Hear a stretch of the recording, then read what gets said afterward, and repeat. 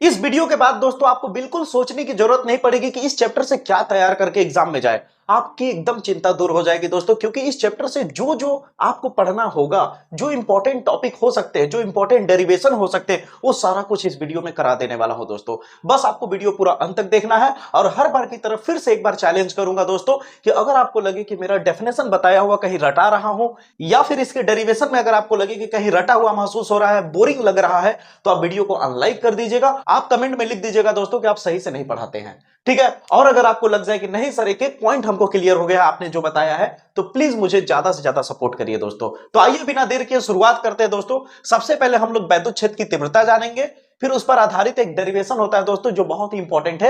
एकल बिंदु आवेश के कारण वैद्युत क्षेत्र की तीव्रता का व्यंजक प्राप्त कीजिए, ठीक है। ये प्रश्न जरूर आता है एग्जाम में। फिर उसके बाद हम समझेंगे दोस्तों वैद्युत द्विध्रुव क्या है, फिर वैद्युत द्विध्रुव आघूर्ण क्या है, क्योंकि इसको जब तक आप अच्छे से नहीं फील कर पाओगे, समझ नहीं पाओगे, तो इस पर आधारित जो द्विध्रुव आघूर्ण पर आधारित क्या कहते हैं, द्विध्रुव आघूर्ण में अक्षीय स्थिति पर या निरक्षीय स्थिति पर जो डेरिवेशन है वो आप अच्छे से नहीं सीख पाओगे दोस्तों। तो आइए बिना देर किए शुरुआत करते, एकदम फील होगा दोस्तों गारंटी के साथ। अब दोस्तों हम सबसे पहले समझेंगे वैद्युत क्षेत्र की तीव्रता किसे कहते हैं दोस्तों। परिभाषा भाड़ में गया दोस्तों, परिभाषा अपने आप तैयार हो जाएगा। मैं पहले कॉन्सेप्ट समझाता हूं, ध्यान से समझना। ये बात तो आपको पहले से ही पता होगा दोस्तों कि जो धन आवेश होता है वहां से वैद्युत बल रेखाएं बाहर की ओर जाती हुई नजर आती है, ठीक है। ये बात आपको पता होगा दोस्तों। और जो ऋण आवेश होता है उसकी तरफ आती हुई नजर आती है, ठीक है। ये बात आपको पता होना चाहिए। अब रही बात वैद्युत क्षेत्र क्या है, पहले टुकड़े टुकड़े में समझिए। एक वैद्युत क्षेत्र क्या है, जैसे मान लीजिए उदाहरण के तौर पर मैं यहाँ पे एक कोई धन आवेश ले रहा हूं, ठीक है, बहुत बड़ा सा चार्ज है, ठीक है। अब ये धन आवेश है, तो ये जाहिर सी बात इस तरह से इसकी वैद्युत बल रेखाएं आगे की ओर इस तरह से निकलती हुई नजर आएंगी। समझ आ रही मेरी बात है दोस्तों। तो ऐसा तो है नहीं कि ये आगे की ओर बढ़ती जा रही है। अगर मान लीजिए, बात कह रहा हूं कि अगर 20 कूलाम का चार्ज है यहाँ पे, तो ये बल रेखाएं आगे बढ़ती जा रही बढ़ती जा रही, तो जैसे जैसे आगे बढ़ती जाएंगे तो इसका प्रभाव कम होता जाएगा और एक ऐसी स्थिति आएगी कि इसका जो क्षेत्र है वो खत्म हो जाएगा। यानी ये जो 20 कूलाम का आवेश है, मान लीजिए ये कुछ कुछ एरिया तक ही तो केवल क्षेत्र कवर करेगा ना। ऐसा तो है नहीं कि पूरी ब्रह्मांड तक फैल जाएगा, ऐसा तो है नहीं। तो इसका कोई तो क्षेत्र होगा ना। मान लीजिए इस आवेश का, मान लीजिए मैक्सिमम क्षेत्र कहां तक है, यहां तक है। एक बात कह रहा हूं समझिए थोड़ा सा। एक क्षेत्र बना के रखा है अपना, ठीक है। यही इसका क्या हो गया, वैद्युत क्षेत्र हो गया। क्या हो गया, वैद्युत क्षेत्र। अब देखिए होता क्या है कि मान लीजिए इस आवेश के आसपास अगर कोई मैं एक परीक्षण आवेश ले लूं। परीक्षण आवेश का मतलब क्या होता है, ध्यान से समझना। अगर मैं लिखूं परीक्षण आवेश, ये बहुत सूक्ष्म होता है। परीक्षण आवेश क्या होता है, बहुत ही सूक्ष्म। ये परीक्षण आवेश जो होता है दोस्तों बहुत ही सूक्ष्म आवेश होता है। सूक्ष्म मतलब समझ रहे हैं, जिसे टेस्ट चार्ज कहते हैं। और परीक्षण आवेश को हमेशा क्यू नोड से लिखा जाता है। किससे लिखा जाता है, क्यू नोड से। ये बहुत छोटा चार्ज है, ये टेस्ट के लिए केवल यूज किया जाता है, टेस्ट के लिए, समझ रहे हैं, परीक्षण के लिए। मान लीजिए परीक्षण आवेश यहाँ पे है और इसका क्षेत्र केवल यहाँ तक है, तो क्या इस आवेश पर कोई प्रभाव पड़ेगा इस वाले की वजह से? तो आप कहोगे नहीं। अब इसको और थोड़ा पास ले आते हैं, यहाँ पे ले आए, क्या अब कोई प्रभाव पड़ेगा? याद रखना ये धनावेश है, ठीक ना। तो कहोगे नहीं सर। मैंने कहा अब यहां ले आया, तो इसका कोई प्रभाव पड़ेगा? तो तुम कहोगे नहीं सर। अब मैं इसको यहां ले आया कुछ दूरी पे, ठीक है, क्यू नोट को मैं यहां ले आया। तो जैसे ही अंदर आएगा तो ये भी धनावेश है, ये भी धनावेश है, ठीक है। ये बहुत बड़ा चार्ज है और ये थोड़ा सूक्ष्म चार्ज है, ठीक है। तो क्या होगा कि जैसे जब ये अंदर आएगा तो इसकी जो बल रेखाएं हैं ये इसको क्या करेगी, आने देगी या धकेलने की कोशिश करेगी? तो आप कहोगे सर जाहिर सी बात है, ये भी धनावेश है, ये भी धनावेश है, तो इसको एक बल लगा करके धकेलेगी, एक बल लगा करके धकेलेगी, समझ रहे हैं। तो बल लगा के धकेलेगी, तो धकेलने की तीव्रता कितनी है, ये जो इस आवेश पर बल लगा रही है, बल लगा करके धकेलने की तीव्रता कितनी है? जैसे मान लो सपोज दैट ये 20 कुलाम का आवेश है और यहाँ पे है, ठीक है। अगर यही कुलाम 100 कुलाम का आवेश हो जाए, यही आवेश अगर 100 कुलाम का हो जाए, तो क्या जितना 20 कुलाम का आवेश बल लगा के धकेला था, क्या 100 कुलाम उतना ही लगाएगा कि इससे ज्यादा लगा देगा ना? तो इसका मतलब इसकी तीव्रता बढ़ गई। इसकी तीव्रता क्या हो गई, बढ़ गई। तो कहने का मतलब क्या है, समझने की कोशिश करिए कि ये आवेश की वजह से, इस आवेश की वजह से बल लगा के इसे धकेला जा रहा है। किधर की तरफ, इधर की तरफ एक बल लग रहा है इस आवेश पे, इधर की तरफ बल लग के इसे धकेला जा रहा है, ठीक है। तो बल लगा करके धकेलने की जो तीव्रता है उसे ही क्या बोला जा रहा है, वैद्युत क्षेत्र की तीव्रता। इस वैद्युत क्षेत्र की वजह से इस आवेश को कितनी तीव्रता से धकेला जा रहा है, वही इसकी क्या है, वैद्युत क्षेत्र की तीव्रता। तो ध्यान से समझना, हमने क्या किया, ध्यान से समझना। एक बल लगाया, ध्यान से समझना। इस आवेश पर जो बल लगा, ये बल लगा किस पे, इस आवेश पे। अगर इस आवेश को नीचे रख दे और लगाया गया बल ऊपर हो जाए, ठीक है, तो इसका जो रेशियो निकालोगे वही इसकी वैद्युत की तीव्रता होगी, E = F/Q हो जाएगा। अब बताओ समझ आया कि नहीं वैद्युत की तीव्रता? ये फार्मूला भी क्लियर हो गया होगा कि कैसे आया। अब दोस्तों यहां तक अगर आपको समझ में आ गया तो इस परिभाषा को जरा पढ़ के देखिए, आपको ऑटोमेटिक समझ में आने लगेगा। वैद्युत क्षेत्र के किसी बिंदु पर, ध्यान से समझिए, ये हो गया वैद्युत क्षेत्र जो मैंने बनाया है। वैद्युत क्षेत्र के किसी बिंदु पर रखे परीक्षण आवेश, ये हो गया वैद्युत क्षेत्र। अब वैद्युत क्षेत्र के इस बिंदु पे क्या रखा हुआ है? परीक्षण आवेश। क्या है? परीक्षण आवेश। तो परीक्षण आवेश पे क्या हो रहा है, ध्यान से समझिए। परीक्षण आवेश के एकांक, परीक्षण आवेश के प्रति एकांक आवेश पर कार्यरत वैद्युत बल, ठीक ना, इस पर जो कार्यरत वैद्युत बल है, ठीक है, ये बल कौन सा है? इसी की वजह से ना वैद्युत बल रेखाओं के द्वारा, तो कार्यरत वैद्युत बल जो होगा उसी को क्या कहा जा रहा है? वैद्युत क्षेत्र की तीव्रता। समझ आएगी नहीं मेरी बातें? तो यहां तक आपको समझ में आ गया होगा कि वैद्युत क्षेत्र की तीव्रता क्या है। अगर आपको वैद्युत क्षेत्र की तीव्रता समझ में आ गई दोस्तों, तो ए वाला जो व्यंजक है, अब ये वाला जो डेरिवेशन है दोस्तों एकदम बच्चों की तरह लगने लगेगा। यहीं से आपको लिंक कर दूंगा, यहीं से आपको लिंक कर दूंगा इस डेरिवेशन को। दोस्तों यहां पे क्या कह रहा है? बिंदु आवेश के कारण उत्पन्न, यहां पे एकल भी लिख सकता है, एकल बिंदु आवेश के कारण, एकल बिंदु आवेश के कारण उत्पन्न वैद्युत क्षेत्र की तीव्रता का व्यंजक प्राप्त कीजिए। ये आपका प्रश्न आ सकता है एग्जाम में। ध्यान से देखिए दोस्तों, इसका डेरिवेशन कैसे करना होगा। जब इसका डेरिवेशन करना शुरू करोगे तो दोस्तों ज्यादा कुछ नहीं करना, यहीं से सब कुछ है दोस्तों। अब देखिए, आपको समझिए मेरी बात को, यहां पे क्या था? एक आवेश था जो बड़ा आवेश था, और कुछ दूरी पे आपने क्या रखा था? एक परीक्षण आवेश रखा था, यही रखा था कि नहीं? अब इसके बीच की दूरी को आप आर नाम ले लीजिए, इसके बीच की दूरी को क्या नाम दे दीजिए? आर दूरी दे दीजिए नाम। अगर आपको कूलाम का नियम पता है तब तो आपको पता है दोस्तों कि अगला स्टेप क्या होने वाला है, और अगर नहीं मालूम है तो आप जाकर के, मेरा एक वीडियो है दोस्तों, यहाँ थंबनेल दिख रहा होगा, जरूर उसे देखिएगा, वहां पर आपको कूलाम का नियम एकदम मजेदार तरीके से समझ में आ जाएगा। दोस्तों आगे बढ़ते हैं दोस्तों, ध्यान से समझिएगा यहाँ पे कि अगर दो आवेश है तो जाहिर सी बात है एक दूसरे पे बल लगाएगा। तो बहुत सूक्ष्म आवेश है, तो मान के चलते ए वाला इस पे बल लगा रहा है और वो बल इधर की तरफ लगेगा। क्यों इधर की तरफ लगेगा? क्योंकि ये भी धनावेश है, ये भी धनावेश है, तो इसका बल क्या होगा? बाहर की तरफ होगा, इसको धकेलने वाला। तो इस वाले का बल उधर ही लगेगा ना। तो बल का फार्मूला क्या होता है बताइए? दो आवेशों के बीच में बल का फार्मूला क्या होता है आपको पता है ना? 1/4πε0 q naught by are square. यही होगा कि नहीं? बिल्कुल होगा दोस्तों, यही है ना कूलाम का नियम, यही है ना कूलाम का नियम, दो आवेशों के बीच में लगने वाला बल। ठीक है, जब यहां तक आपने समझ लिया तो यहां पे जो क्यू नोड दिख रहा है, अगर आप यहां से हटा के इधर ले आओ बराबर के, क्यू नोड इधर ले आओ तो क्या हो जाएगा? एफ के नीचे आ जाएगा क्यू नोड, आएगा कि नहीं दोस्तों? बचा क्या? 1/4πε0 Q/r² F/Q node, F/Q node, F/Q node. देखिए अभी ताजा ताजा आपने सीखा था, ठीक है, ताजा ताजा फूल खिला था यहाँ पे। ये देखिए F/Q नोड, F/Q नोड को आप क्या लिख सकते हो? ई क्या है आपका? वैद्युत क्षेत्र की तीव्रता। तो यहाँ पे F/Q नोड को हम हटा के क्या लिख सकते हैं? ई लिख सकते हैं, तो यहाँ जाएगा 1/4πε0 Q/r²। ये आपका प्रूफ हो गया। देखा दोस्तों कितने मजेदार तरीके से मैंने प्रूफ कर दिया। आपने दो चीजें सीख लिया, वैद्युत क्षेत्र की तीव्रता क्या होता है वो भी समझ लिया। अब दोस्तों आपने इसका व्यंजक प्राप्त करना भी सीख लिया। दोस्तों आपने वैद्युत क्षेत्र की तीव्रता पे दो फार्मूला प्राप्त कर लिया, एक ये और एक ये। अब बताइए दोस्तों समझ आएगी नहीं मेरी बातें? आपका एग्जाम में अगर वैद्युत क्षेत्र की तीव्रता पे प्रश्न पूछता है तो मैं दावे के साथ कहता हूं दोस्तों, या तो वैद्युत क्षेत्र की तीव्रता का परिभाषा पूछेगा या तो इस पे व्यंजक प्राप्त करने को पूछ देगा, ठीक है। और अगर ये दोनों नहीं पूछा तो बस सिंपल सा एक नंबर में प्रश्न क्या पूछेगा पता है? एक नंबर, दो नंबर में वैद्युत क्षेत्र की तीव्रता को परिभाषित कीजिए तथा इसका मात्रक तथा बीमा लिखिए। अब मात्रक और बीमा भी समझ लीजिए। देखिए यहां पे मात्रक लिख देता हूं मैं, इसका मात्रक क्या हो जाएगा दोस्तों? बड़ा सिंपल है, ऊपर में बल है तो बल का मात्रक होता है न्यूटन, बटे का मतलब प्रति, बटे का मतलब प्रति, क्यू है आवेश, आवेश का मात्रक होता है कूलाम, तो इसका मात्रक क्या हो जाएगा? न्यूटन पर कूलाम। क्या हो जाएगा? न्यूटन पर कूलाम।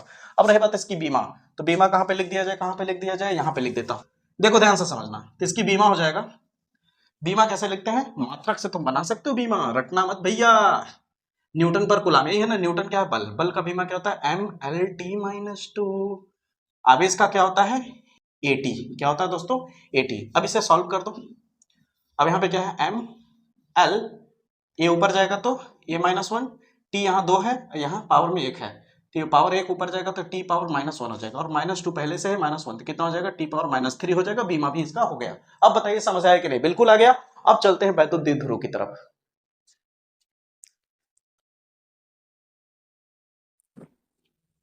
अब आ जाते हैं वैद्युत द्विध्रुव की तरफ दोस्तों। इसके बाद आएंगे वैद्युत द्विध्रुव आघूर्ण, फिर आ जाएंगे अक्षीय और निरक्षीय वाले डेरिवेशन की तरफ। अब आपके मन में चल रहा होगा दोस्तों कि वैद्युत क्षेत्र की तीव्रता तो इतनी आसान थी इसलिए आपने करा दिया बिना रटाए परिभाषा को, अब इसको तो पक्का रटाना पड़ेगा आपको। अरे घंटा, अरे घंटा, बिल्कुल रटाऊंगा नहीं मैं। आइए देखिए समझिए, मजा आएगा दोस्तों। वैद्युत द्विध्रुव क्या होता है, परिभाषा भाड़ में गया, जैसे बोल रहा हूं समझिए। वैद्युत द्विध्रुव हो या वैद्युत द्विध्रुव आघूर्ण हो, ठीक है, अक्षीय देखो वैद्युत द्विध्रुव हो या वैद्युत द्विध्रुव आघूर्ण हो, वैद्युत द्विध्रुव आघूर्ण पे ही आपका अक्षीय निरक्षीय का डेरिवेशन होता है, इसलिए याद रखना, ध्यान से समझ लेना।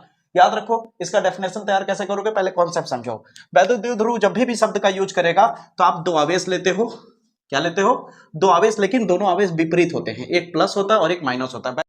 वैद्युत द्विध्रुव का निकाय बनाने के लिए यानी सिस्टम बनाने के लिए आपको एक धन आवेश और एक ऋण आवेश लेना ही पड़ेगा, और दोनों का परिमाण बराबर होना चाहिए। अब कहोगे परिमाण क्या होता है, अरे यार मैग्नीट्यूड मेरे भाई, जैसे आवेश है, आवेश को क्या लिखते हो, आवेश है तो एक साथ कोई तो वैल्यू होगा, 10 कूलम का आवेश है कि 20 कूलम का आवेश है, 30 कूलम का आवेश है, 5 कूलम का आवेश है, कुछ हो, ये जो संख्या है ना, ये जो नंबरवा होता है ना भैया, इसे ही परिमाण कहते हैं, इसे ही मैग्नीट्यूड कहते हैं। बात समझ में आएगी मेरी बातें। अगर वो कह रहा है कि आपको करना क्या है, दो आवेश लेना है विपरीत आवेश, विपरीत आवेश का मतलब होता है डिफरेंट डिफरेंट आवेश, एक पॉजिटिव हो और एक निगेटिव हो, लेकिन दोनों का परिमाण एक जैसा हो। यानी अगर 10 कूलम का है तो ये भी 10 कूलम का होगा, अगर ये 4 कूलम है तो ये भी 4 कूलम होगा। समझ आई मेरी बातें, यानी आवेश दोनों का एक जैसा होना चाहिए लेकिन विपरीत होना चाहिए, ठीक है, यहां तक समझ में आया। यानी आवेश क्या होना चाहिए, विपरीत होना चाहिए, लेकिन परिमाण एक जैसा होना चाहिए, परिमाण एक जैसा होना चाहिए, और इसके बीच की जो दूरी है वो बहुत ही सूक्ष्म होनी चाहिए, इसके बीच की दूरी बहुत ही सूक्ष्म होनी चाहिए।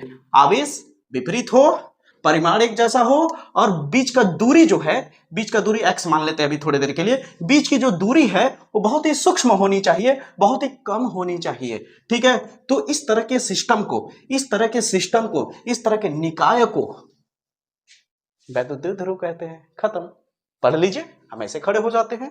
बाप रे बाप, कितना कठिन डेफिनेशन था, लेकिन बन गया चूहा। अब देखो तो नहीं, पढ़ो तो, समान परिमाण, समान परिमाण एवं विपरीत प्रकृति, प्लस माइनस विपरीत प्रकृति के अत्यंत निकट होने पर, अत्यंत निकट होने पर बना निकाय, निकाय मतलब सिस्टम, वैद्युत द्विध्रुव कहलाता है। जैसे HCl, हाइड्रोजन और क्लोरीन, क्लोरीन पे होता है माइनस, हाइड्रोजन पे होता है प्लस, हो गए विपरीत, ठीक है। परिमाण एक जैसा होना चाहिए, बीच का डिस्टेंस बहुत छोटा होता है, इसलिए इसका उदाहरण बढ़िया है HCl, पानी भी है, H प्लस और OH माइनस, तो दो ठो लगभग दिमाग में रखना उदाहरण। अब बताओ वैद्युत द्विध्रुव समझ आए कि नहीं, समझे, तो वैद्युत द्विध्रुव आघूर्ण समझ लो, वैद्युत द्विध्रुव आघूर्ण क्या हो जाएगा, वैद्युत द्विध्रुव आघूर्ण। अब वैद्युत द्विध्रुव आघूर्ण क्या होता है दोस्तों, ध्यान से समझो, ठीक है, डाइपोल मोमेंट कहते हैं इसे अंग्रेजी में। अब वैद्युत द्विध्रुव आघूर्ण कुछ नहीं होता मेरे भाई, कहता है ना कि जो आवेशवा आपने लिया था ना, एक प्लस में और एक माइनस में, और जो बीच में एकदम सूक्ष्म दूरी था ना, था कि नहीं, तो इसका परिमाण, चाहे इसका वैल्यू ले लो चाहे इसका, अगर मैं कहूं कि 10 कूलम का है तो ये भी 10 कूलम का होगा, इसका परिमाण, और इसकी बीच की दूरी मान लेते हैं सपोज दैट 1 मीटर है, तो इसका दूरी गुणा कर दोगे तो जो आंसर आएगा वो हो जाएगा द्विध्रुव आघूर्ण। क्या हो जाएगा, द्विध्रुव आघूर्ण, यानी द्विध्रुव आघूर्ण को हम P से लिखते हैं, क्या लिखते हैं, P से, तो बोला परिमाण यानी Q, और इसके बीच की दूरी का अगर आप गुणा कर दो तो क्या हो जाता है, वैद्युत द्विध्रुव आघूर्ण होता है। अब ध्यान से समझो, अगर ये दोनों आवेश के बीच में एक हम पॉइंट ले लें, ओ एकदम बीच में, तो यहां से यहां की दूरी और यहां से यहां की दूरी अलग होगी क्या, एक जैसी होगी ना, तो यहां से यहां की दूरी को L कह लो, यहां से यहां की दूरी को भी L कह लो, तो टोटल कितना हो गया भैया 2L, तो इसके जगह पे रख देता हूं 2L। मिल गया ना बुक वाला डेफिनेशन, मिल गया ना बुक वाला फार्मूला। तो वैद्युत द्विध्रुव आघूर्ण भी आपको समझ आया कि नहीं, आप कहोगे परिभाषा समझा दीजिए ना, तो परिभाषा क्या है, इसका विपरीत आवेश जो दिया हुआ है उसका परिमाण और इसके बीच की दूरी का जो गुणनफल है, ठीक है, आवेश का परिमाण तथा बीच की दूरी का गुणनफल ही वैद्युत द्विध्रुव आघूर्ण कहलाता है। समझे कि नहीं मेरे भाई, क्लियर हुआ, पक्का। इसका मात्रक बताने की जरूरत नहीं है, आवेश का मात्रक होता है कूलम, दूरी का मात्रक होता है मीटर, तो कूलम इंटू मीटर इसका मात्रक हो जाएगा, क्या हो जाएगा, कूलम इंटू मीटर, ठीक है। रही बात इसकी बीमा की, तो कूलम का भी जस्ट बताया था, बीमा क्या होता है 80, और मीटर का तो पता ही होगा, 11th में पढ़ा होगा, यल होता है कि नहीं, यहाँ टी है भैया, तो कुल मिला क्या हो जाएगा LAT, इसका बीमा हो जाएगा। अब बताइए समझ आया कि नहीं, चलिए अब आते हैं डेरिवेशन पे।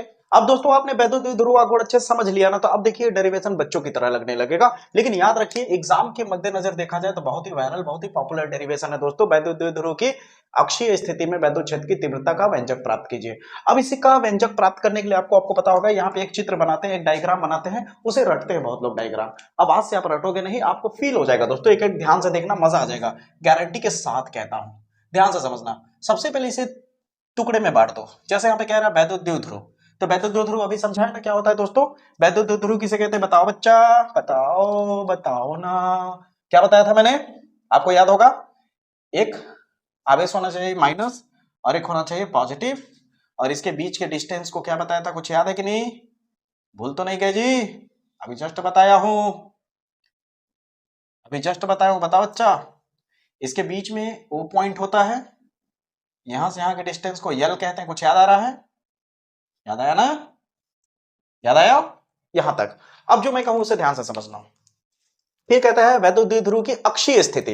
अब अक्षीय स्थिति क्या होता है, देखो दो टॉपिक है, एक अक्षीय स्थिति है और एक निरक्षीय स्थिति है। इसका मतलब क्या होता है समझो, अगर जैसे दो आवेश है मान लो, ठीक ना, एक प्लस एक माइनस, ये देखो मैंने एक लाइन इसको रखा कि इस लाइन में एक आवेश है, ठीक है, तो जिस लाइन में आवेश है ये, इसी के सीध में जाकर के कहीं अगर कोई पॉइंट लेते हैं तो उसे कहते हैं अक्षीय स्थिति, उसी के अक्ष में, उसी के अक्ष में, झूम बराबर झूम सराबे, समझ आ रही मेरी बात है, उसी के अक्ष में।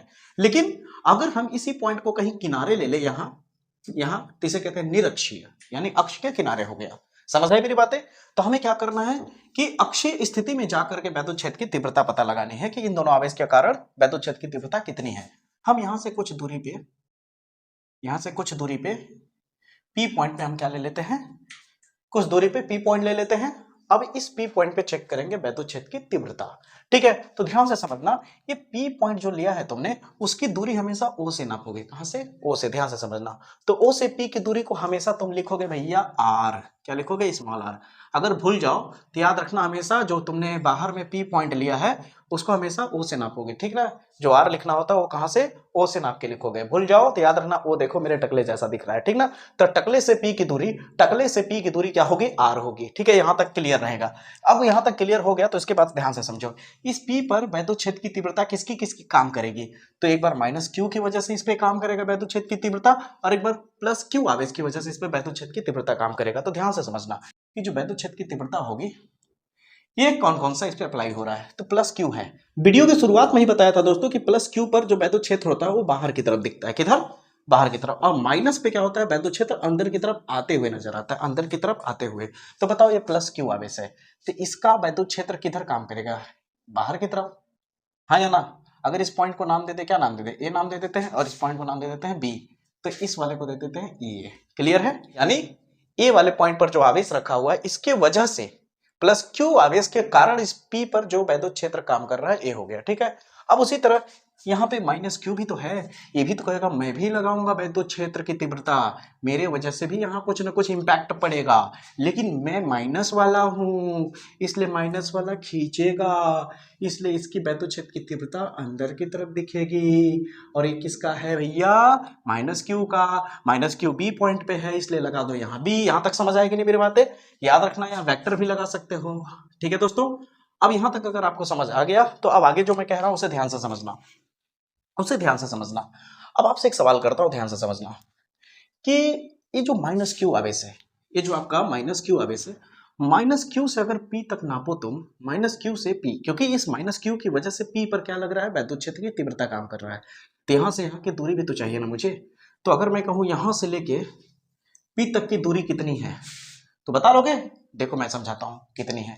यहां से यहां तक कितना है, यहां से यहां तक आर है, यहां से यहां तक कितना है, आर है, और यहां से यहां तक कितना है, यल है। तो यल और आर मिलके कितना हो गया भैया, आर प्लस यल, समझे कि नहीं। यानी माइनस क्यू से प्लस, यानी माइनस क्यू से पी की दूरी कितनी है, एल, आर प्लस एल। ये जरूर काम आएगा, ये देखते रहना। अब आगे ध्यान से समझना दोस्तों, इसके बाद क्या करना है, इसके बाद आपको करना क्या है दोस्तों, प्लस क्यू से भी नाप लेना है, प्लस क्यू से पी की दूरी, प्लस क्यू से पी की दूरी इतनी दिख रहा है। अगर आपसे एक सवाल करो, यहां से लेके यहां तक की दूरी कितनी है, तो कहोगे आर है, देख लीजिए आर है कि नहीं। अब मुझे चाहिए केवल इतना, तो मुझे इतना हटाना पड़ेगा कि नहीं, और इतना कौन है, एल है। तो क्यों ना यहां से हम लोग क्या करते हैं, आर में से एल घटा देते हैं, नहीं समझे क्या? मैं समझा देता हूं फिर से। यहां से यहां तक कितना है? आर है, और यहां से यहां तक कितना है? यल है। ठीक है, तो मुझे केवल इतना चाहिए, तो ये आर में से यल हटाएंगे तभी ना इतना मिलेगा। समझ आई मेरी बातें? तो यहां तक अगर आपको समझ आ गया, डायग्राम अगर आपको अच्छे से क्लियर हो गया होगा, तो मैं एक स्टेटमेंट देना चाहता हूं, और वो स्टेटमेंट सही साबित होगा कि अगर डायग्राम अच्छे से क्लियर हो गया तो मान के चलो कि डेरिवेशन तुम्हारा प्रूफ हो चुका है। अब आप कहोगे क्या बात कर रहे हैं सर जी, अभी तो आपने किया ही नहीं तो कैसे प्रूफ हो गया? अरे भाई देख लो ना। अब देखो दोस्तों, ये तो बात आपको पता चल चुका है कि P वाले पॉइंट पर एक लोगों का नहीं बल्कि दो लोगों का वैद्युत क्षेत्र की तीव्रता काम कर रही है, एक प्लस Q की वजह से और एक माइनस Q की वजह से। बिंदु P पर वैद्युत क्षेत्र की तीव्रता काम कर रही है, तो वही चीज यहां स्टेटमेंट में लिखना है। प्लस Q आवेश के कारण बिंदु P पर वैद्युत क्षेत्र की तीव्रता। तो अब बताइए, प्लस Q आवेश की वजह से जो वैद्युत क्षेत्र की तीव्रता है वो ए वाला है या ए वाला? तो आप कहोगे ए वाला। तो चलो यहाँ पे लिख देते हैं ई ए। फार्मूला क्या होता है वैद्युत क्षेत्र की तीव्रता? याद करो, शुरू में ही समझा चुका हूँ, 1/4 pi epsilon nought Q by are square. यही लिखा था ना फार्मूला डेरिवेशन में।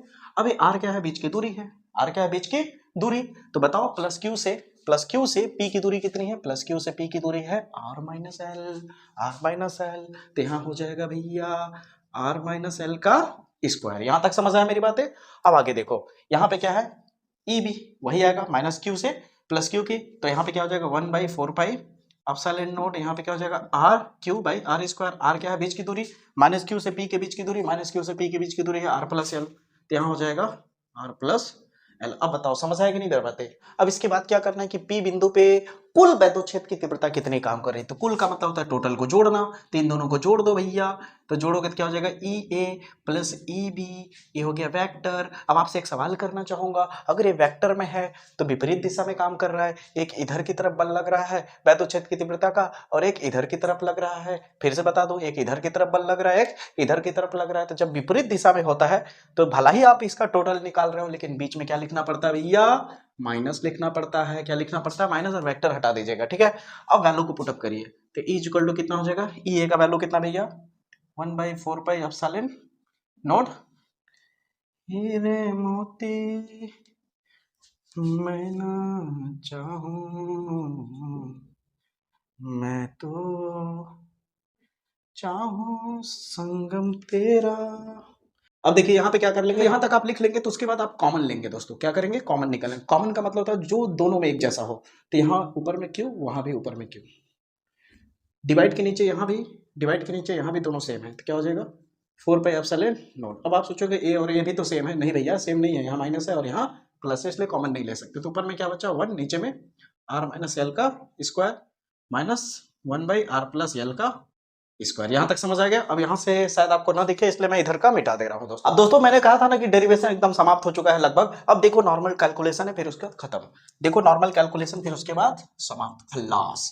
क्या हो जाएगा? Q/4 पाई एप्सिलॉन नॉट, अंदर में क्या बचा 1/r माइनस एल का स्क्वायर। एक बार फिर लिख दे रहा हूं, ठीक ना, r प्लस एल का होल स्क्वायर। यहां तक है। अब इसको आगे कैलकुलेट करो, Q/4 पाई एप्सिलॉन नॉट, इसका इधर गुणा हो जाएगा r प्लस एल का स्क्वायर, माइनस इसका इधर गुणा हो जाएगा तो क्या हो जाएगा r माइनस एल का स्क्वायर, इसका इधर हो जाएगा तो क्या हो जाएगा r माइनस एल का स्क्वायर, r प्लस एल का स्क्वायर। यहां तक समझ आया दोस्तों? बिल्कुल आ गया होगा। अब यहाँ पे ब्रैकेट के इधर भी स्क्वायर, ब्रैकेट के इधर भी स्क्वायर, इनटू में है, इसलिए इस दोनों स्क्वायर को हटा के मैं टोटल का स्क्वायर लिख देता हूँ। ठीक है दोस्तों, कोई दिक्कत की बात नहीं है, यहाँ तक समझ में आना चाहिए आपको। जब यहाँ तक आपको समझ में आ गया तो उसके बाद क्या करना है, देखिए Q/4 पाई एप्सिलॉन नॉट। अब इसे फार्मूले में तोड़ दीजिए। अगर इसे आप ध्यान से देखें तो आर को ए समझ ले और एल को बी समझ ले, तो क्या होगा? ए प्लस बी का होल स्क्वायर बन रहा है। ए प्लस बी का होल स्क्वायर क्या होता है? A square plus b square plus 2ab। आता है कि नहीं? अच्छा आता हो? यहां तक आ गया? आता है ना दोस्तों ये चीज? बिल्कुल आता होगा। माइनस, अब इसका देखिए आर माइनस एल का होल स्क्वायर है, तो यहाँ पे आर को ए समझ ले, एल को बी समझ ले, तो ए माइनस बी का होल स्क्वायर, ए माइनस बी का होल स्क्वायर। तो क्या हो जाएगा? ब्रैकेट में क्यों लिख रहा हूँ पता है ना दोस्तों? अब इस वाले को जब आप लिखिएगा तो ब्रैकेट के अंदर लिखिएगा दोस्तों, क्योंकि यहाँ माइनस है। माइनस क्या करेगा? अंदर के चिन्ह को बदल देता है, इसलिए ब्रैकेट में पहले लिखिएगा। तो क्या हो जाएगा? Are square plus L square यानी a square plus b square minus 2ab होगा, माइनस 2ab। यहाँ तक क्लियर होना चाहिए। अब नीचे वाले को देखो, यहाँ भी एक फार्मूला बैठ रहा है। आपको ये फार्मूला पता है दोस्तों? ए स्क्वायर माइनस बी स्क्वायर का बिल्कुल होगा पता। एक ब्रैकेट में ए प्लस बी, एक ब्रैकेट में ए माइनस बी। चाहो तो आप इसे पहले माइनस लिख लो, इसे प्लस कर लो, कोई दिक्कत की बात नहीं है। अगर आप ध्यान से देखो, अगर यहाँ ए की जगह में आर लिखा होता और बी की जगह यल लिखा होता है तो इसे क्या लिखता मैं, आर, यहाँ ए और बी था तो ए और बी को एक बार प्लस में लिखा, एक बार माइनस में, एक बार माइनस में लिखा, एक बार प्लस में। यहाँ पे क्या है, आर और यल है तो इसको भी मैं क्या लिखूंगा, एक बार माइनस में और एक बार प्लस में। लिख सकता हूँ कि नहीं? तो इसको मैं क्या इतना लिख सकता हूँ, इसके जगह पे मैं इतना लिख सकता हूँ बिल्कुल। तो यहाँ पे भी तो वही है ना, तो क्या हो जाएगा R minus L, R plus L है तो इसको क्या लिख सकता हूँ, R square minus L square, और टोटल का पहले से ही कौन है, स्क्वायर है। यहां तक समझ आया दोस्तों? अब जैसे कह रहा हूं देखते जाना, लगभग समाप्त है, बस थोड़ा सा कैलकुलेट कर देंगे तो हाँ खत्म हो जाएगा। अब केवल कैलकुलेशन है, इसलिए अब आप ये नहीं कह सकते कि सवाल बहुत लंबा जा रहा है, बहुत इजी है, कैलकुलेशन तो है नॉर्मल। अब ये माइनस अंदर अटैक करेगा, चिन्ह बदल जाएगा, ये क्या हो जाएगा माइनस में आर स्क्वायर, ये प्लस में है तो क्या हो जाएगा माइनस में, ये माइनस है तो माइनस माइनस प्लस 2 RL होगा कि नहीं दोस्तों? बिल्कुल होगा, बिल्कुल होगा। नीचे में क्या बचा दोस्तों, नीचे में आपका बचा है are square minus L square का टोटल का स्क्वायर। यहां तक समझ है? अब इधर वाला मिटा देता हूं मैं, आप नोट करना चाहे नोट कर लीजिएगा। अब देखिए दोस्तों, इसे नोट करना है तो नोट कर लीजिए, मैं हट जाता हूं, स्क्रीनशॉट लेना चाहे तो ले सकते हैं। अब देखिए दोस्तों, अब इसके बाद क्या करना है, इसके बाद आपका आ जाएगा E is equal to Q by 4 pi epsilon nought. अब यहाँ पे देखिए आर स्क्वायर माइनस में है, आर स्क्वायर प्लस में कट जाएगा, एल स्क्वायर माइनस में, एल स्क्वायर प्लस में कट जाएगा, और यहाँ 2 RL है, लेकिन काटिएगा मत क्योंकि ये भी प्लस में ये भी प्लस में, तो जुड़ जाएगा, कितना हो जाएगा 2 RL मिलके कितना हो जाएगा 4 बार RL हो जाएगा, होगा कि नहीं? और नीचे क्या है दोस्तों, R square minus L square का टोटल का स्क्वायर। यही है दोस्तों। अब मैं जो कह रहा हूं उसे सुनना, यहाँ पे आर और यल देखो, आपको याद होगा कि मैंने द्विध्रुव में क्या बताया था कि इनके बीच की जो दूरी होती है बहुत सूक्ष्म होती है। क्या होती है? बहुत सूक्ष्म। अगर ये टोटल दूरी सूक्ष्म है तो सोचो ये यल जो है ये तो इतना है केवल आधा, तो कितना बाप रे बाप कितना छोटा होगा, होगा कि नहीं? और आर क्या था दोस्तों, बहुत दूर था हमारा पी पॉइंट आर, तो आर इस वाले यल से बहुत बड़ा हो गया ना। तो यहाँ पे आप लिखोगे बिकॉज करके, चूंकि हमें पता है कि आर स्क्वायर जो है बहुत बहुत बहुत बड़ा है किससे, एल स्क्वायर से। अब जब ये आर स्क्वायर इतना ज्यादा बड़ा है एल स्क्वायर से, तो एल स्क्वायर की तो कोई औकात ही नहीं रही ना मेरे भाई आर स्क्वायर के बगल में। तो हम क्या करेंगे, हम क्या करेंगे, 4 RL जो है 4RL। अब नीचे में क्या है आर स्क्वायर, एल स्क्वायर का कोई मतलब ही नहीं है तो एल स्क्वायर लिखूं। अगर एल स्क्वायर का कोई मतलब ही नहीं रहा जब आर स्क्वायर के सामने, तो एल स्क्वायर लिखने से कोई फायदा है नहीं, इसको हटा देते हैं तो बचा क्या आर स्क्वायर, यहाँ पे स्क्वायर तो कितना हो जाएगा 2 दूनी 4, तो आर के पावर हो जाएगा 4। बताओ यहां तक समझ आया? बिल्कुल आ गया होगा। ऊपर में आर एक बार, नीचे में 4 बार, काटोगे तो कितने बार बचेगा 3 बार, तो क्या बचा क्यू 4 पाई एप्सिलॉन नॉट, यहाँ आर नहीं है दोस्तों एप्सिलॉन नॉट है, ठीक है। यहाँ पे क्या हो जाएगा 4L और नीचे में R⁻3। यहां तक क्लियर है दोस्तों? बिल्कुल क्लियर होगा।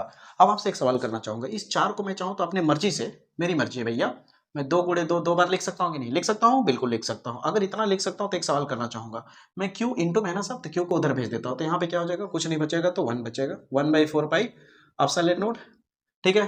2 Q को इधर कर देते हैं Q, और इंटू में 2L, मतलब तो एक ही है, आप चेक कर सकते हो, है कि नहीं वही मतलब? अगर वही मतलब है तो यहाँ पे देखिए इस पूरे को देखिए, ये भी आपने फार्मूला भी कहीं देखा था कि नहीं? भारत में ही देखा था कि पाकिस्तान में? भारत में देखा था। Q इंटू 2L क्या था ये, द्विध्रुव आघूर्ण।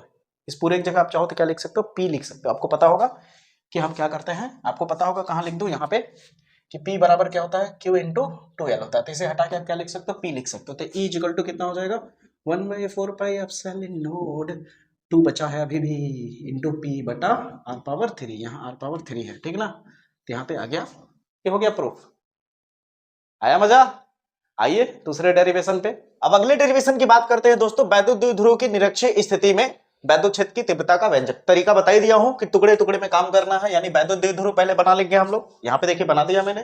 फिर कह रहा है निरक्षीय स्थिति, निरक्षीय का मतलब होता है अब अक्ष पे नहीं रखेंगे पी पॉइंट कहीं अगल बगल रखेंगे, तो हम इस ओ के एकदम सीध में रखेंगे, ठीक है। ओ के एकदम सीध में हम कोई पी पॉइंट यहाँ पे ले लेते हैं, ठीक है दोस्तों। और आपको पहले ही बता चुका हूं कि ओ से पी की दूरी हमेशा, टकला से पी की दूरी, टकला से पी की दूरी हमेशा, बोलिए बोलिए बोलिए, आर होगा। क्या होगा? आर होगा। क्या होगा? आर होगा। अब इस प्लस क्यू के वजह से इस बिंदु पे क्या लगेगा, वैद्युत क्षेत्र की तीव्रता, और इस माइनस क्यू की वजह से भी यहाँ पे क्या काम करेगा, वैद्युत क्षेत्र की तीव्रता। तो देखिए ध्यान से, अगर प्लस क्यू के हिसाब से अगर आप चेक करें, प्लस क्यू के हिसाब से, तो प्लस है तो जाहिर से इसका वैद्युत क्षेत्र की तीव्रता बाहर की तरफ दिखेगी, हाँ या ना में जवाब चाहिए। बिल्कुल, इसको नाम दे देते हैं पॉइंट ए, ठीक है, इसलिए यहां पे नाम दे देते हैं ई ए। यहां तक क्लियर है दोस्तों। अब ए माइनस वाला है, तो यहां से इस पॉइंट पर इसके वजह से जो वैद्युत की तीव्रता काम करेगी वो कहां पे करेगी, अंदर की तरफ। किधर की तरफ दोस्तों, अंदर खींचेगी अपनी तरफ। बता चुका हूं बहुत पहले भी। ये देखिए ई बी, तो इसका जो टोटल होगा वो टोटल कहां मिलेगा, इसके बीच में मिलेगा, इसके एकदम बीच में। इसे कहते हैं परिणामी तीव्रता, या फिर तुम रिजल्टेंट कह सकते हो। क्या कह सकते हो, रिजल्टेंट इलेक्ट्रिक फील्ड। अब देखो यहां तक आपने समझ लिया। अब उसके बाद एक खास बात बताता हूं, ध्यान से समझना। इस चीज को बहुत लोग नहीं समझा पाते हैं, या तो इसे रटवा देते हैं। यहां पे फील होगा तुम्हें मैथमेटिक्स थोड़ा समझाता हूं। कभी भी देखो ऊपर की तरफ अगर हम बात करें, इस तरह सीधी लाइन, तो हमेशा साइन थीटा को रिप्रेजेंट करता है। किसको, साइन थीटा को। अगर ये मान लो सपोज दैट एक सुई है, एक तीर है, जैसे घड़ी की सुई नहीं होती है वैसे, अगर मान लो ये सीधे है, चाहे ऊपर हो या नीचे, तब तो ये साइन थीटा है। लेकिन अगर ये तीर नीचे की तरफ ऐसे जाने लगे, ऐसे ऐसे, तो ये कॉस थीटा में कन्वर्ट होने लगता है। किसमें, कॉस थीटा में। समझ पा रहे हो मैं क्या कहना चाह रहा हूं, किसमें कन्वर्ट होने लगेगा, कॉस थीटा में। अब मैं कहूं यहां से यहां तक आ चुका है तीर, यहां पे था पहले, अब यहां आ चुका है, तो यहां से यहां की जो बीच की दूरी होगी वो क्या होगी पता है आपको, ये कॉस थीटा रिप्रेजेंट करने लगा। किसको रिप्रेजेंट करने लगेगा, कॉस थीटा को। अगर और इधर झुकाओगे तो कॉस थीटा, और इधर झुकाओगे कॉस थीटा। समझ आ रही मेरी बातें। उसी तरह यहां होता क्या है कि ध्यान से समझना, ये क्या है, ये जो आपको डायरेक्शन दिख रहा है इधर की तरफ, यहाँ पे, तो हमें वैद्युत क्षेत्र की तीव्रता यहां से यहां के बीच में देखनी है। तो यहां से यहां के बीच में जो आएगा आपका, वो होगा दोस्तों ई ए, साथ में लग जाएगा कॉस थीटा। उसी तरह जब ई बी के बीच में देखोगे तो यहां पे आएगा आपका ई बी कॉस थीटा। जैसा कि अभी मैंने जस्ट बताया, तो ए पी पॉइंट है ना, जैसा कि ए वाला पी पॉइंट है दोस्तों, ठीक है। जैसा कि अभी मैं जस्ट बताया कि अगर मैं इसी लाइन को अगर सीधे आगे की ओर बढ़ाता, तो ये लाइन क्या कहलाता है दोस्तों, साइन थीटा के लिए। किसके लिए, साइन थीटा के लिए रिप्रेजेंट करता। और ऊपर की ओर कौन है, बाहर की तरफ कौन है, ई ए है, इसलिए यहाँ पे क्या लगता, ई ए साइन थीटा। और अगर मैं नीचे की तरफ ये लाइन लाता तो क्या होता दोस्तों, नीचे की तरफ कौन है, ई बी, तो ये हो जाएगा ई बी साइन थीटा। ठीक है दोस्तों, यहां तक समझ जाइए। अब आपको इसी तरह का डायग्राम दिया रहता है बुक में, बहुत लोग कंफ्यूज हो जाते हैं, ठीक है। अब कंफ्यूज मत होइएगा, अब ध्यान से समझना। यहाँ पे क्या है कि जब तुम टोटल, जब मैं करते करते लास्ट में जब पहुंचता हूं, तो पता है ना क्या करवाता हूं मैं, दोनों को जुड़वा देता हूं, दोनों का टोटल करवा देता हूं। हमें क्या मिल जाता है, कुल वैद्युत क्षेत्र की तीव्रता, यानी ई मिल जाता है। तो टोटल करने के लिए क्या करते हैं हम लोग, इसको और इसको जोड़ते हैं। लेकिन अब क्या करेंगे, इस पूरे एरिया को जोड़ेंगे, यहां से यहां तक। तो यहां से यहां तक जोड़ेंगे तो क्या हो जाएगा, इतना हिस्सा कौन हो गया, ई ए कॉस थीटा प्लस, और इतना हिस्सा कौन हो गया, ई बी कॉस थीटा। अब बताइए यहां तक समझ आया। अब यहां तक हमें पहुंचना है, यहां तक आपको समझ आया। तो आइए श्री गणेश करते हैं इस डेरिवेशन का। तो आप खुद ही देख सकते हैं, जो मैंने वहां लिखा था वही चीज यहां भी लिखा है। तो यहाँ पे बहुत ज्यादा भारी भरकम दिक्कत नहीं आता है डेरिवेशन में। फील कर लोगे ना तो एक दूसरे से कनेक्शन हो जाएगा डेरिवेशन का। तो ध्यान देना। अब यहाँ पे क्या है, प्लस क्यू से पी बिंदु पर, प्लस क्यू से पी बिंदु पर वैद्युत क्षेत्र की तीव्रता, तो प्लस क्यू ए वाला पॉइंट है। तो यानी हमें क्या निकालना है, ई ए। तो ई ए का फार्मूला क्या हो जाएगा आपका, 1/4 pi epsilon nought Q by are square. R क्या है, दूरी। तो क्यू से पी की दूरी, क्यू से पी की दूरी यहां कुछ दिख रहा है नहीं ना, तो दूरी निकाल लेते हैं। अब देखिए टेक्निक बताता हूं दूरी निकालने का। अगर आप यहाँ पे देखो तो एक समकोण त्रिभुज दिख रहा होगा। इस पॉइंट से, पी वाले पॉइंट से नीचे की ओर आते जाओ, क्या मिला, आर। इधर से इधर जाते जाओ, क्या मिला, यल और ए। अगर ध्यान से देखो तो एक त्रिभुज ऐसे बन रहा है तुम्हारा, ठीक है। यहाँ पे नीचे यल दिख रहा है, यहाँ आर दिख रहा है। क्या ये क्या है आपका, ए होता है लंब, ए होता है आधार। ये क्या है दोस्तों, कर्ण है। तो कर्ण निकाला जा सकता है कि नहीं। तो कर्ण बराबर क्या होता है, कर्ण बराबर क्या होता है बोलिए, रूट में लंब का स्क्वायर प्लस आधार का स्क्वायर होता है कि नहीं। तो लंब कौन है भैया, आर का स्क्वायर प्लस आधार कौन है, यल का स्क्वायर। इसका मतलब यहां से यहां की दूरी क्या हो जाएगी, रूट में R square plus L square. कैसा आया, समझ आया कि नहीं दोस्तों, बिल्कुल मजा आया होगा, समझ भी आ गया होगा। तो यहाँ पे हो जाएगा दोस्तों R square plus L square. वही यहां से भी निकालोगे तो भी वही मिलेगा, R square plus L square. आप करके देख सकते हो। अब हम क्या करेंगे, इस आर को हटा करके क्या कर देंगे, दूरी रख देंगे। दूरी क्या है हमारे पास, यही है दोस्तों, अरे हो जाएगा स्क्वायर। ठीक है, क्यों स्क्वायर हुआ पता ना, ये आर के जगह पे है ना, तो आर स्क्वायर। अब यहाँ पे नीचे लिखोगे तो क्या हो जाएगा, इसे सिंपल कर देते हैं एक लाइन और। तो ई ए बराबर क्या हो जाएगा, 1/4 pi epsilon nought Q by square को जैसे रूट हट जाएगा तो केवल क्या बचेगा, R square plus L square, इतना बचेगा। अब देखो ध्यान से यहाँ पे, अब हम ई भी निकाल लेते हैं, तो यहाँ भी वही होगा 1/4 pi epsilon nought Q by are square. R की जगह पे दूरी यहाँ से यहाँ की दूरी क्या है, यहाँ भी वही है, तो क्या हो जाएगा are square plus L square का रूट में है ना स्क्वायर, स्क्वायर की वजह से रूट हट जाएगा, डायरेक्ट लिख दो, यहाँ पे लिख देता हूं, तो क्या हो जाएगा यहाँ पे आपका R square plus L square. यहां तक आपको समझ में आ गया होगा। अब ई ए का वैल्यू इतना है, ई बी का वैल्यू इतना है, अब यहाँ पे पुट अप कर देंगे, तो क्या हो जाएगा ई बराबर हो जाएगा, ई ए का वैल्यू कितना है दोस्तों 1/4 pi epsilon nought Q by are square plus L square into cos theta. Clear है दोस्तों। फिर प्लस ई बी की जगह पे 1/4 pi epsilon nought Q by are square plus L square into में कॉस थीटा। यहां तक क्लियर है दोस्तों, बिल्कुल क्लियर होगा। अब ध्यान से अगर देखो तो इसको और इसको देखो, तो ध्यान अगर आप ध्यान से देखें तो ये जो पूरा वैल्यू है और ये जो पूरा वैल्यू है, ए और ए दोनों सेम है और यहाँ प्लस है, तो सेम चीज अगर दो बार है तो जोड़ोगे तो कितना हो जाएगा, दो बार हो जाएगा सेम चीज। क्लियर है दोस्तों। अब उसके बाद क्या करना है, यहाँ पे जो कॉस थीटा दिख रहा है उसे कॉस थीटा का वैल्यू तुम्हें लिखना है। तो कॉस थीटा बराबर क्या होता है आपको पता होगा, आधार बटा कड़ होता है। क्या होता है, आधार बटा कड़। अभी जस्ट मैंने बताया एक ट्राइंगल दिया आपको, यहाँ पे क्या था आर, यहाँ यल था, और यहाँ अभी जस्ट निकाला मैंने ताजा R square plus L square. तो इसमें आधार कौन है, यल है, हाँ या ना, कड़ कौन है, रूट में R square plus L square, हाँ या ना दोस्तों, बिल्कुल है। अब उसके बाद क्या करना है, ध्यान से समझना, इस कॉस थीटा को हटा के इसी वैल्यू को वहां पे रख दोगे, तो ई इक्वल टू हो जाएगा 1/4 पाई एप्सिलॉन नॉट, 2 को क्यू के साथ रख लेते हैं, 2q, अब नीचे में क्या है are square plus L square into यहाँ पे कॉस थीटा की जगह क्या हो जाएगा l by are square plus L square. यहाँ तक क्लियर है दोस्तों। अब आप बताइए रूट का मतलब, तब अब बताइए दोस्तों यहाँ तक क्लियर है। यहाँ तक अगर आपको क्लियर है तो बहुत कुछ आपको दिख रहा होगा। यहाँ पे क्या क्या दिख रहा है पता है, देखिए 2q into L, 2q into L, 2q into L, इसे मैं चाहूँ तो क्या लिख सकता हूँ, q इंटू 2l लिख सकता हूँ कि नहीं, और q इंटू 2l क्या होता है, वैद्युत ध्रुवागुण होता है p, तो इस पूरे को हटा के क्या लिख सकता हूँ p। अब नीचे में देखो क्या है are square plus L square, है कि नहीं, यहाँ कुछ नहीं, पावर में क्या है 1 है, ठीक है। अब ये रूट हटाओगे तो कितना आ जाएगा are square plus L square, power में कितना हो जाएगा 1/2, रूट हटाने पे पावर में 1/2 आ जाता है। अब 1 और 1/2 अगर तुम सॉल्व करो, 1 और 1/2 पावर क्या हो जाएगा, जुड़ जाएगा, जोड़ोगे तो कितना हो जाएगा 3/2 हो जाएगा, कितना हो जाएगा 3/2 हो जाएगा। तो यहाँ आपको मिल जाएगा E = 1/4 pi epsilon nought P बटा R square plus L square, और टोटल की पावर कितना हो जाएगा 3/2। अब एक सवाल आपसे करना चाहूँगा, आपको ये बात पता है दोस्तों, यहाँ मिटा देता हूँ, ये बात आपको बेखूबी पता है, बहुत पहले बता चुका हूँ, बिकॉज हमें पता है कि आर स्क्वायर जो है वो बहुत बड़ा होता है एल स्क्वायर के मुकाबले। तो मेरी मर्जी है तब एल स्क्वायर लिखूंगा ही नहीं, जब एल स्क्वायर लिखूंगा ही नहीं तो E = कितना हो जाएगा 1/4 पाई एप्सिलॉन नॉट P बटा आर स्क्वायर, और यहाँ क्या हो जाएगा 3/2, तो 2 से 2 कट जाएगा ऊपर नीचे में, तो क्या हो जाएगा E = 1/4 pi epsilon nought P बटा आर पावर 3। अब बताइए दोस्तों क्लियर हुआ कि नहीं, मजा आया कि नहीं, बिल्कुल समझ में आया होगा, मजा भी आया होगा दोस्तों। अब बताइए दोस्तों क्या आपको वीडियो पसंद आया, अरे लिख के ले लो मेरे भाई, दिल से पूछो, ऐसे आंख बंद करके तो लगेगा वाह, ये चैप्टर से अब डर खत्म हुआ। बोला था कि नहीं मैंने कि डर बिल्कुल खत्म कर दूंगा चैप्टर से। अगर आपको वीडियो पसंद आ रहा होगा, मजा आ रहा होगा, तो इस चैप्टर का अब आने वाला है न्यूमेरिकल, और न्यूमेरिकल में फोड़ के रख देंगे दोस्तों। अगर आपको मेरा वीडियो पसंद आ रहा होगा दोस्तों तो प्लीज सब्सक्राइब करें, बेल आइकन को प्रेस करें दोस्तों, इसमें कोई पैसा नहीं लगता दोस्तों, आपका सपोर्ट मिलेगा मुझे, जिससे वीडियो और ज्यादा बनाने का मन करेगा। तो मुलाकात होगी अगले वीडियो में, तब तक के लिए जय हिंद जय भारत।